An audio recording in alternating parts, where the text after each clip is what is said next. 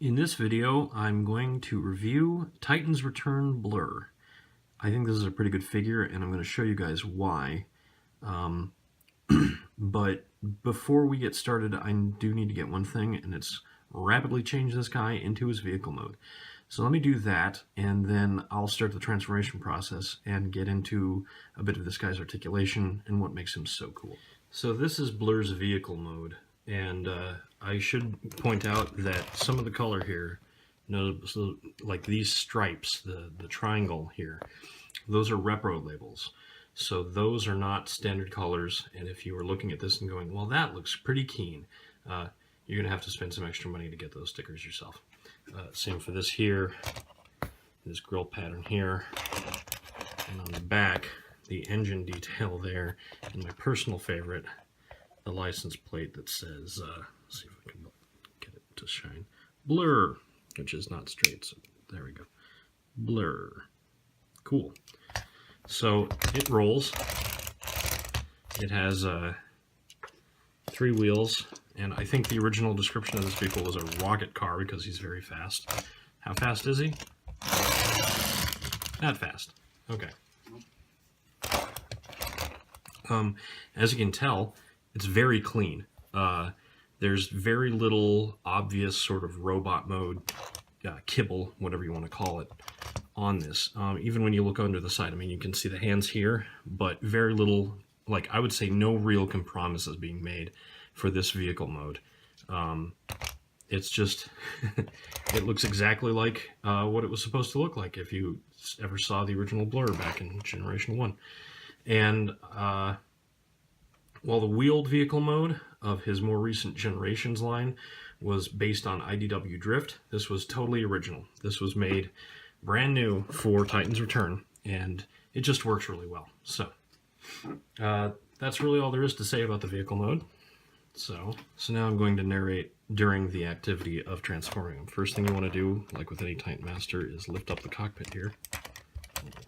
Apparently I'm really bad at that. Pull out the Titan Master. You can stand back here while I'm not working with him. You can sort of close that, but actually you probably want to leave it open. You separate his arms out here. Just free them up. They're on these armatures, and a lot of armatures like this, sort of thin pieces with pins, they can make me nervous, but on this toy they seem very solid. They seem very well engineered, and they're like that on both sides. It's a very symmetrical toy, except for one thing, which I'll try and remember to point out.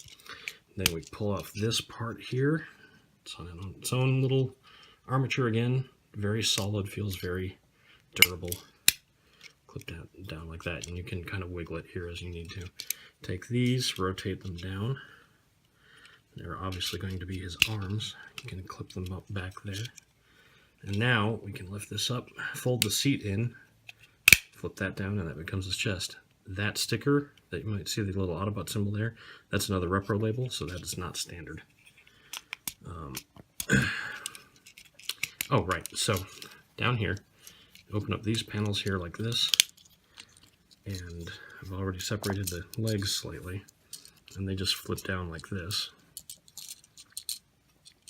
And then this is the asymmetrical part. So this little runner is sort of representative of the crest on Blurr's head, and it folds in like that so that it's nestled inside the foot, the lower leg. This claps down, and then the foot rotates down. On the other side, there's nothing. It's hollow on the inside. Just clip that closed, flap this down, or rotate it down. And now you've basically got his body all set. Okay, here. And finally, like any good Titan Master, you take the Titan Master figure, fold his arms down like this, rotate him down, and insert him on the body. Like so. And in Blurr's case, he has this extra piece. I'll take this up, where you can lift this up, just like I said. So that little part in the leg, I can't even remember which leg it's in, is now represented as this crest on his head. And this is a great figure.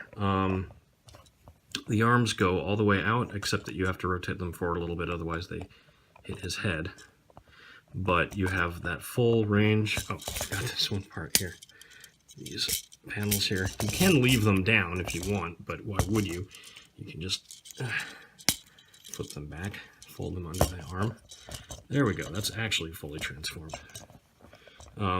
The crest likes to just sort of slide down really easily, just a normal plane. In fact, I leave it down most of the time. I still think he looks good, and it's pretty obviously blur.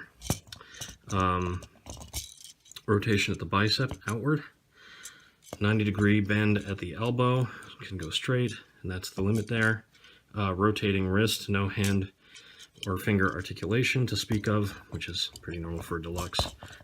He has a waist rotation, but no butterfly joints in the arms and no ab crunch, although his hips let him lean forward just fine because they have a really nice rotation, just tight enough. Knee rotation is a little bit more than 90 degrees, but not really, and there's nothing you can really do to improve that either, but that's fine. He has thigh swivel, no foot rotation, no ankle tilt, just this one transformation flap that can go up, which can help a little bit in some poses, but not really. I think I would give it a point for just being there. But he's really good at just sort of like, he automatically assumes a sort of heroic stance without really putting a lot of work into it. And he can, oh, his other articulation, or his other gimmicks beside the head Titan Master. You can take this off his back. You're supposed to, there we go. And now, you can take this, remove the gun, slide it on his arm as a shield. You can go like that. The gun goes in his other hand. And you can, of course, leave the shield on the back, and I usually do, except when I'm showing off, like, features. But, like, look at this. He's just naturally sort of looking cool. And it's sort of like he has an almost automatic pelvic thrust. Drives him insane, or however the song goes. And, but he looks really good when you're just like, okay. And you get him out in a pose like that, and you're just like, take that, Decepta creeps. And it just looks good. And I really like him. I think most figures should be going for this level at a deluxe. They should be going for this level of articulation, stability, solid play. This is what you want out of a deluxe figure. This is why you would put down the $18 that these things go for at Target. So, final thoughts. I like this guy so much that I've honestly thought a lot about getting two. And the reason I would get a second one is I can swap this head out for the Nightbeat head that is available as a Titan Master figure standalone for $5. And the color matching on Blur and Nightbeat is really, really pretty close.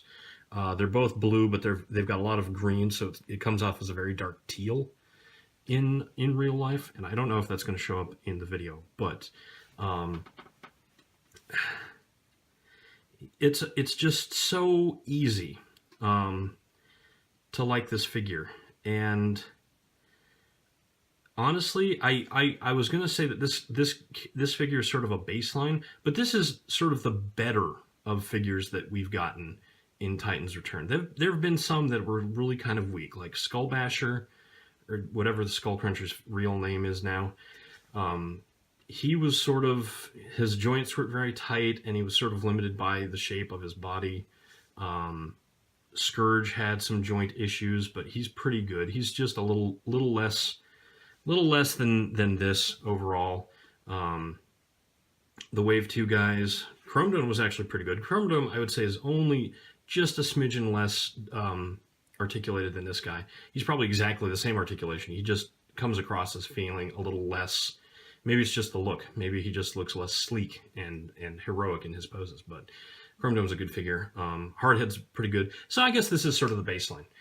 It's not trigger happy, and we'll go over that in Trigger Happy's review, but it's still good. Titans Return Blurr is a fine figure. It's a fantastic figure. It's really good. I like it a lot, and it sort of caught me by surprise. It didn't look like much when the initial prototypes were revealed, but having it in hand changed my mind completely. It was absolutely my first figure out of the first two waves, and still, I love everything about it. I give it a 15 on articulation, 22 on form and stability, 22 again on gimmicks and accessories because they work really well for this figure, and a 15 on the transformation. The total tally then is 74 out of 100, which is a really good score for a figure that only costs $18. If you can find this guy for less than $30, I highly recommend it. It's the best Blur out there. I think I've already said that. And it's just a really fun figure to have and play with. So this is Senpai Prime signing off. And remember, always listen to your senpai.